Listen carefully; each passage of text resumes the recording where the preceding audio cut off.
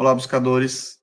Estamos iniciando mais uma edição do programa Leituras para Viver Melhor, programa produzido em parceria da Editora Teosófica com a TV Suprem. TV Suprem, que é o canal de comunicação da União Planetária, canal 2 da NET em Brasília. E se você estiver acompanhando aí pelas redes sociais, pelo Spotify, pelo YouTube, não deixe de curtir o vídeo, se inscrever no canal. Assim você nos auxilia a produzir cada vez mais conteúdo de qualidade para todos vocês. E hoje iremos conversar um pouquinho com o Mohamed. Seja bem-vindo, Mohamed. Olá, bom dia para todos. É uma grande alegria estar falando com vocês, da Editora Teosófica. É uma editora que, sem dúvida, forneceu material para a formação da minha mentalidade como ser humano. É a editora que mais forneceu material para a formação da minha mentalidade. Então, é uma grande alegria estar falando com a editora. Ah, maravilha. É uma alegria para nós também estar recebendo você aqui. O Mohamed é um grande estudioso aí da literatura teosófica e do pensamento oriental de maneira geral, é um grande meditador, né? E ele tem formação, né? Ele é farmacêutico, especialista em ciência, corpo e mente, biopsicologia, e ele é membro da Sociedade Teosófica há 15 anos. Então já faz bastante tempo aí que ele estuda esses temas, se interessa por esses assuntos. É uma pessoa aí que está sempre envolvido nesse universo do pensamento espiritualista, orientalista.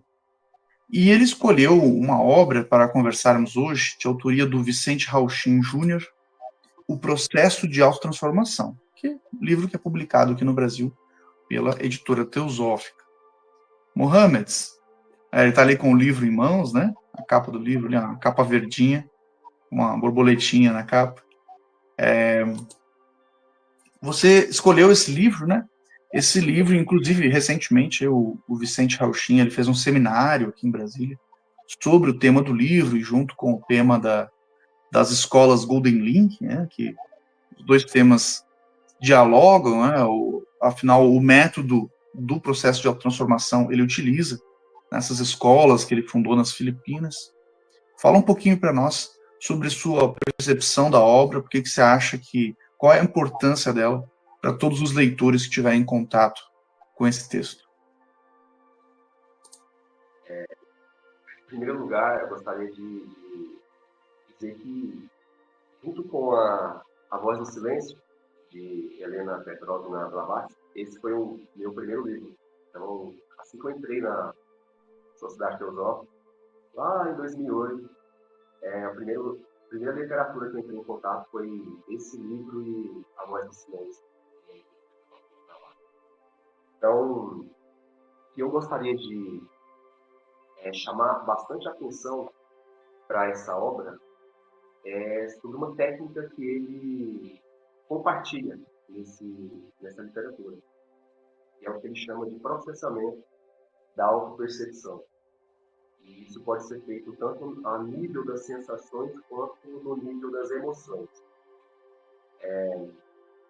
É uma técnica que é utilizada, se a gente fosse usar um termo hoje muito comum aqui no Ocidente, para esse tipo de abordagem, isso é chamado de autorregulação no Ocidente.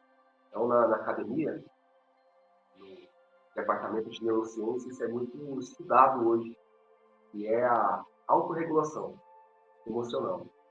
E Vicente Rauchin, através de inspiração dos ensinamentos de Jiddu Krishnamurti, estive com ele agora recentemente no Instituto Teosófico, em julho, e aí fiz questão de tive a oportunidade de perguntar para ele isso, qual que eram as fontes, né, dessa técnica, onde que ele tinha se inspirado para poder trazer esse conhecimento. Ele falou que foi através dos ensinamentos de Jiddu Krishnamurti. Eu queria compartilhar uma informação. Isso é muito parecido também, é muito essa técnica, essa abordagem, embora ele tenha se inspirado no Krishnamurti para poder trazer, isso é desde a época do Buda. O Buda ele trouxe essa abordagem da percepção sensorial. Ele trouxe muito, ele enfatizou muito isso no ensinamento dele. Então, eu sinto que é importante compartilhar essa informação também. A gente, muitas vezes, a vida é feita de experiências. A nossa vida é feita de experiências. E o que acontece quando uma experiência não é bem assimilada? Por falta de presença, por falta de habilidade para poder fazer a leitura da experiência. O que acontece muitas vezes que a experiência não é bem assimilada? O Hao-Shin, ele ensina, ele traz a informação que quando uma experiência não é bem assimilada, há uma espécie de congelamento do nosso fluxo energético em algum lugar do nosso corpo. Tanto do corpo físico quanto dos corpos energéticos, né? Então, na verdade, o corpo físico só refletindo esse congelamento num nível mais sutil. Então, uma vivência de uma experiência não assimilada, por exemplo, ele deu um exemplo agora no Instituto Teosófico de uma mãe que está passeando com o filho, e aí, de repente, eles se deparam com uma cobra no caminho, na trilha, uma cobra. E aí existem duas possibilidades de reação diante dessa experiência. A mãe ela pode se assustar e dizer: meu filho, uma cobra, vem aqui. E isso gera uma experiência um pouco que traumática para o filho, uma criança. Por exemplo, está aprendendo ainda a vida, está entrando em contato com os estímulos pela primeira vez. Então, esse tipo de abordagem diante da experiência pode gerar um congelamento desse fluxo energético em algum lugar do corpo. Por outro lado, essa mãe ela pode simplesmente dizer para o filho: meu filho, isso é uma cobra. A gente precisa respeitar ela, é um animal que tem um certo perigo da gente se aproximar, então a gente vai deixar ela no lugar dela, a gente vai ficar daqui observando e vamos seguir o nosso caminho, vamos desviar dela e seguir o nosso caminho. Então é uma outra reação diante do estímulo. Essa reação, ela diante dessa experiência, a possibilidade de um congelamento desse fluxo energético é muito menor, a possibilidade. Então, o que fazer a partir do momento que há um congelamento do fluxo? Então, é isso que ele chama de processamento da autopercepção. Então, muitas vezes, quando o fluxo está interrompido, aquele congelamento vai gerar algum desconforto no corpo físico. Porque o corpo físico ele reflete tudo que acontece nos níveis mais sutis da nossa consciência. Então, por exemplo, você pode estar sentindo uma dor no pescoço, né? uma tensão no pescoço, uma tensão na região da cabeça, das costas, em qualquer outra região do corpo. Então, muitas vezes, essas tensões, que tem dor envolvida, está acontecendo ali um congelamento do fluxo. E o processamento ele vem para poder liberar novamente o fluxo. Então, o que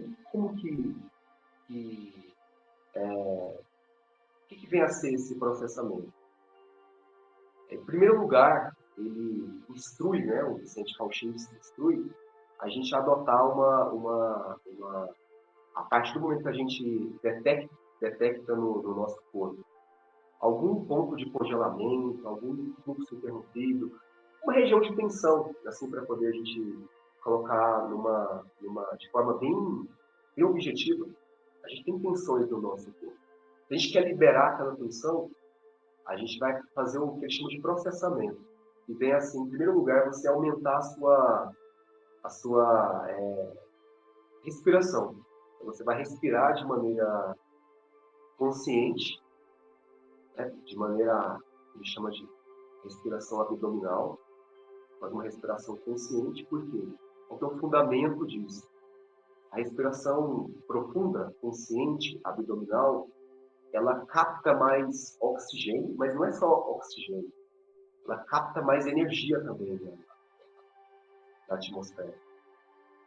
Ela capta mais o que é chamado na ciência do yoga de prana, que é chamado na medicina tradicional chinesa de qi. Então, essa respiração profunda, você consegue captar mais energia. E a partir do momento que você está respirando profundamente, você vai levar a sua atenção para aquele lugar, aquele lugar de tensão no nosso corpo, ou naquele lugar de desconforto. Então, quando existe um princípio na oriental de que a energia ela segue a mente, ela segue a atenção. Então, quando a gente leva a nossa mente para um lugar, a gente toma consciência de um lugar que está tensionado, que aparentemente há um congelamento ali de energia, a gente está levando energia para aquele lugar. A gente está levando prana, está levando chi para aquele lugar. Então aí a gente pode fazer o link, né, das duas abordagens. A respiração e a atenção. A respiração para poder aumentar o fluxo de energia. E a atenção nos pontos para poder direcionar esse fluxo para aqueles pontos. É uma forma de a gente compreender isso. Foi até uma pergunta que eu fiz para ele, agora em julho, lá no Instituto Teosófico, que é o seguinte: um pouco antes de ir para o Instituto, a gente tinha passado por uma experiência aqui em casa de ter que fazer uma limpeza na rede de esgoto aqui do prédio. E aí a gente contratou uma empresa especializada para poder fazer isso. E a técnica que eles utilizam para poder fazer essa limpeza das colunas da rede de esgoto é o que eles chamam de hidrojateamento. O que vem a ser? Eles vêm com um caminhão, o caminhão tem um tanque cheio de água e tem uma bomba. Essa bomba, ela hidrojateia a água para as colunas, para os canos da rede de esgoto. Então, esse fluxo aumentado de água, ele acaba liberando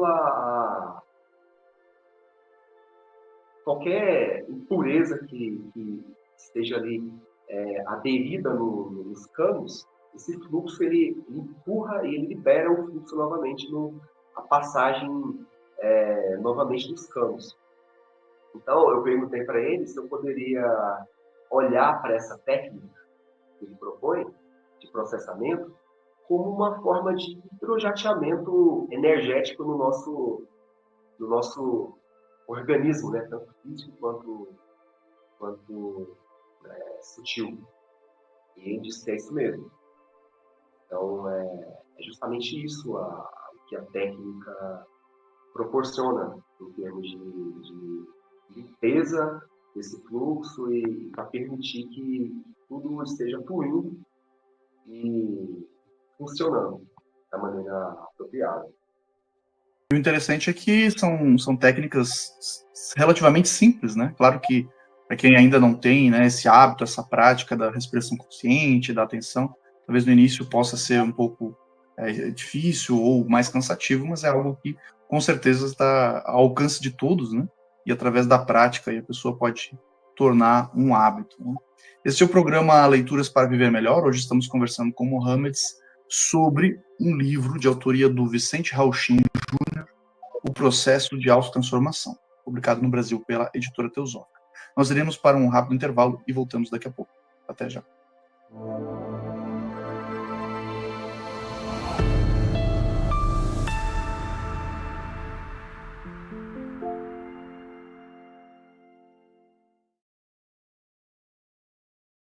Cartas dos Mahatmas para Ampecinet. Essa coleção de cartas foi publicada no Brasil pela Editora Teosófica em 2 volumes. Mas afinal, que cartas são essas? Quem são os Mahatmas? Quem é Sinet? O termo Mahatma significa grande alma e era uma das terminologias que Helena Blavatsky usava para se referir aos seus mestres. Estes, por sua vez, eram homens que se diziam que já estariam livres do karma, o que na tradição budista também se chama de arhat. Dizem que alguns destes grandes sábios aceitam discípulos para instruir em trabalhos que beneficiem a humanidade. Era o caso de Blavatsky. Sinet, por sua vez, era um teósofo da primeira geração que teve a oportunidade de trocar correspondência com estes grandes mestres de sabedoria. Conta-se que a forma como essas cartas chegavam até ele envolvia algum processo oculto que chamavam de precipitação, onde a tinta se materializava diretamente no papel. O fato é que essas cartas estão até hoje disponíveis no Museu Britânico em Londres e algumas também na sede internacional da Sociedade Teosófica em Adyar, na Índia, para consulta e verificação aí de todos os estudantes e interessados. Eu costumo dizer que essas cartas são como o santo graal para todo estudante de teosofia.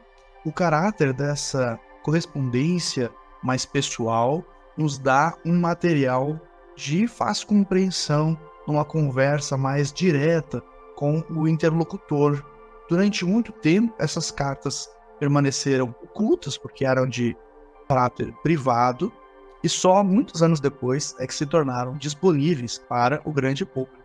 Além dos 2 volumes originais, nós temos também um terceiro volume intitulado Cartas dos Mestres de Sabedoria, onde temos acesso a algumas outras cartas que ficaram de fora da coleção original, inclusive cartas direcionadas a outras pessoas, como Anibesa e a própria Blavatsky, além do Sinet. E também temos na coleção algumas cartas que foram escritas pela própria Helena Blavatsky. Todos os livros dessa coleção podem ser encontrados aí nos canais da Editora Teosófica.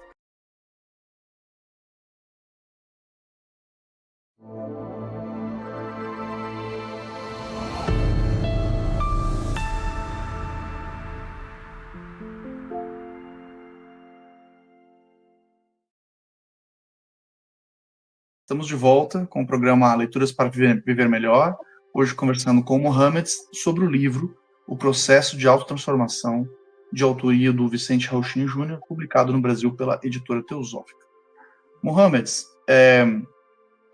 digamos que eu tenha várias tensões do meu corpo, porém eu não consigo ter uma dimensão exata de onde seria, até porque muitas vezes, né, a gente vê isso muito, né, com problemas de coluna, né? Às vezes a dor está na perna, mas o problema é na coluna. Então, muitas vezes, né, o nosso corpo ele é um sistema ali todo conectado. Muitas vezes a gente sente o sintoma em um local, porém há outros locais ali que estão também precisando, né, necessitando de atenção.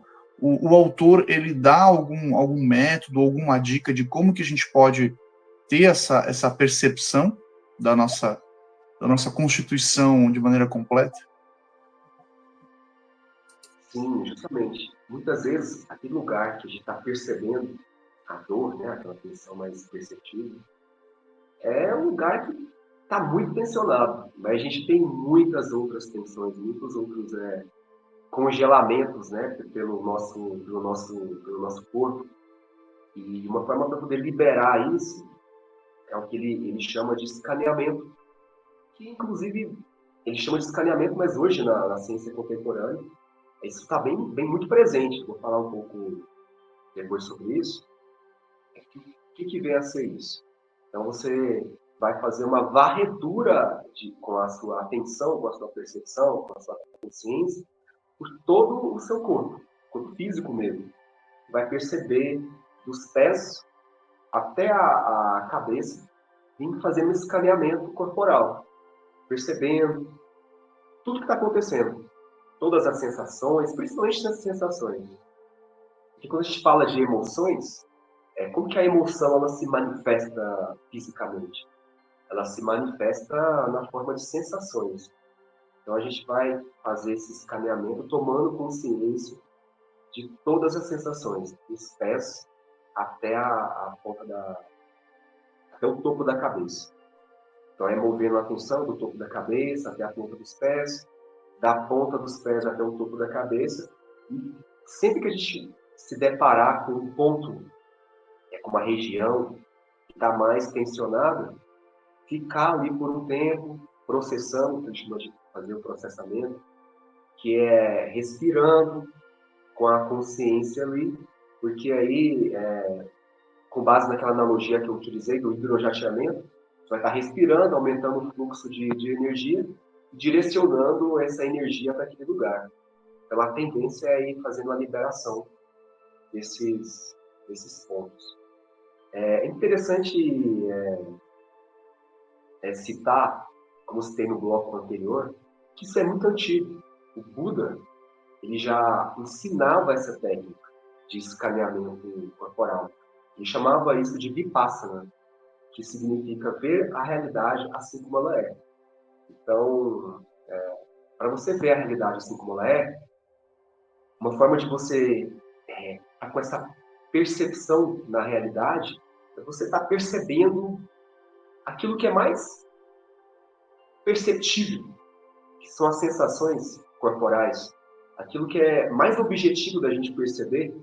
Claro que tem muitos outros fenômenos para a gente observar, né, para a gente perceber, fenômenos mentais, fenômenos mais sutis, outros fenômenos físicos acontecendo à nossa volta, mas as sensações é aquilo que a gente tem de mais palpável para a gente, é aquilo que está acontecendo no nosso corpo.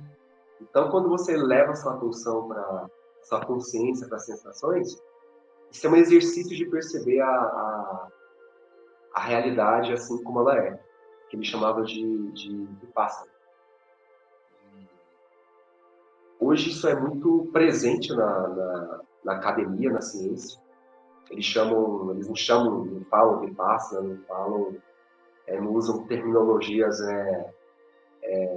de cunho religioso, filosófico, eles chamam de mindfulness. E muito comum hoje, quem está no meio, né, das neurociências, que eles chamam de mindfulness, que é justamente isso. Só que de uma forma mais...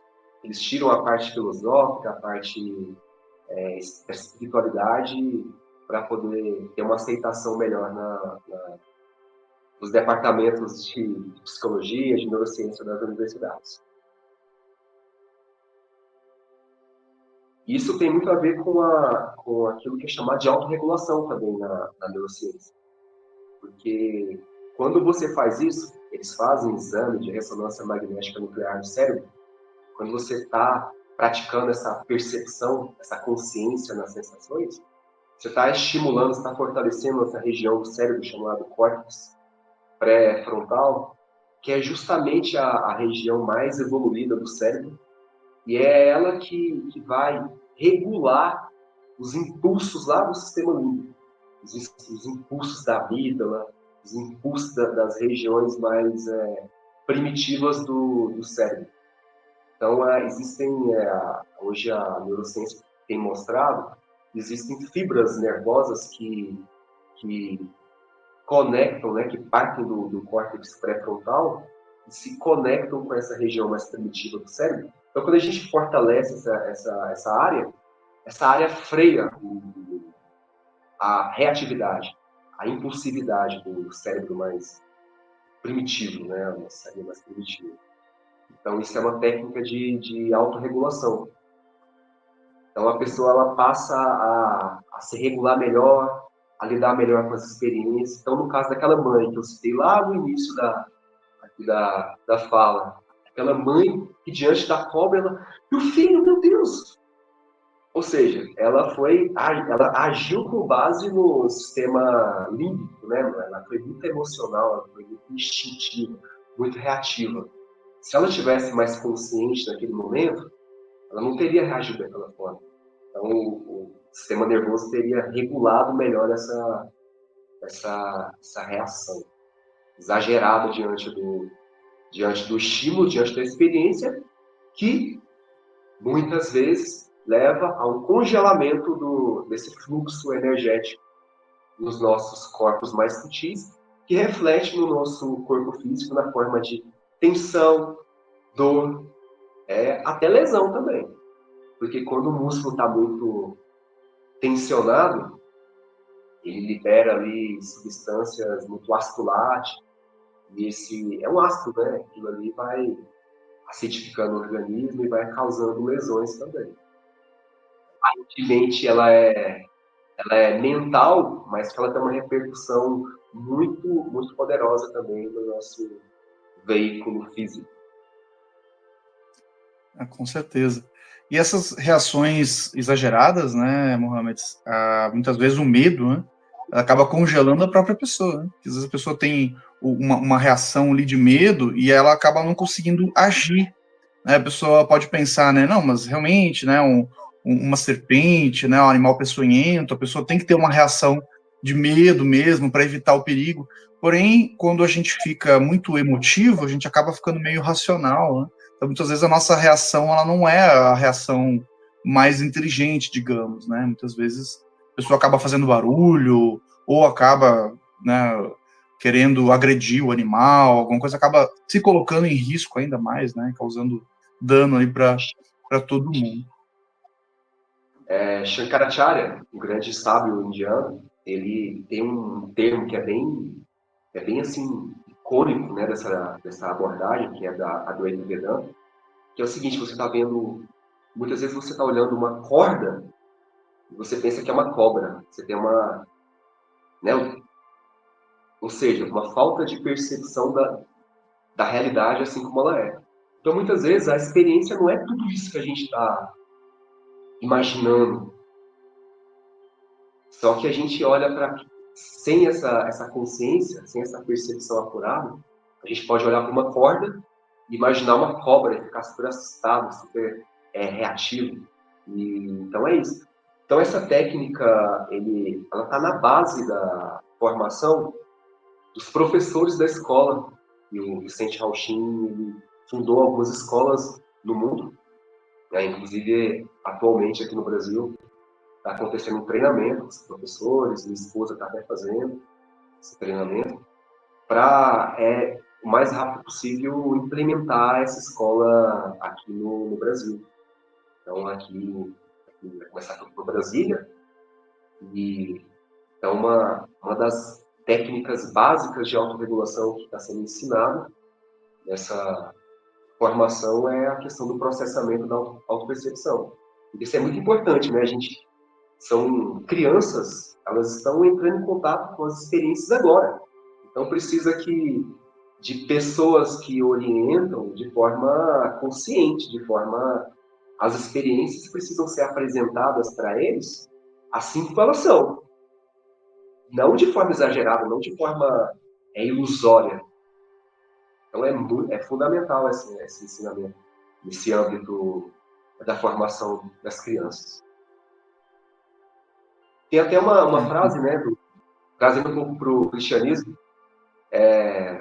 Jesus Cristo dizia que conhecereis a verdade e a verdade vos libertará. Então, isso tem tudo a ver com isso que o Buda chama de vipassana, que é perceber a realidade assim como ela é.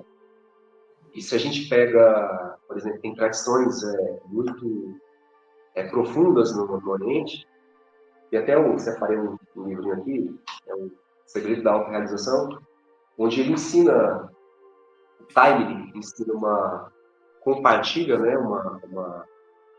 aforismos sobre o que ele chama de segredo da autorrealização, que vem a ser simplesmente qual que é o segredo da autorrealização, que é o que dá aqui o título título de capa do livro, é resgatar a consciência da nossa verdadeira natureza, se estabelecer nessa consciência. Então, está tudo conectado, né? A gente perceber a realidade assim como ela é, o ensinamento aí que o Buda trouxe com muita força, conhecer a verdade para poder nos libertar, o ensinamento que Jesus trouxe aí para a gente, enfatizou muito, e resgatar a consciência da nossa verdadeira natureza. Isso só é possível a partir do momento que a gente está vendo a realidade assim como ela é. Sem essas reatividades emocionais, que são fruto de falta de autopercepção, né? Então, o que esse livro ele enfatiza muito fortemente é a gente apurar a nossa capacidade de autopercepção, refinar a nossa capacidade de autopercepção, para poder a gente ver a realidade assim como ela é. E nos autotransformar, porque a partir do momento que a gente vê a realidade assim como ela é, naturalmente a gente vai se transformando naquilo que a gente já é. Quando a gente vai liberando essas emoções venenosas, né? Esse excesso de medo, esse excesso esses complexos de inferioridade, de superioridade, a gente vai liberando os nossos veículos energéticos e físicos para funcionarem assim como eles são, e a gente vai se tornando aquilo que a gente realmente é. Gratidão pela sua partilha, muito bom receber você aqui no programa, sempre muito enriquecedor, sua fala, sua percepção. E fica aí, então, um convite a todos que nos assistiram de adquirir a obra, né? Então, o Processo de Autotransformação, de autoria do Vicente Rauchin Júnior, tá ali, tá com o livro em mãos ali, disponível aí nos canais. Estou rodeado de livros da editora Teosófica. Ah, que maravilha, hein? Muito bom. Então, os canais aí da editora Teosófica, todos podem adquirir seu exemplar de esse e outros títulos também, citados aí pelo Mohamed durante a apresentação, que com certeza irão esclarecer muito sobre todos esses temas. Nós vamos ficando por aqui, seguimos juntos nesse aprendizado. Somos um.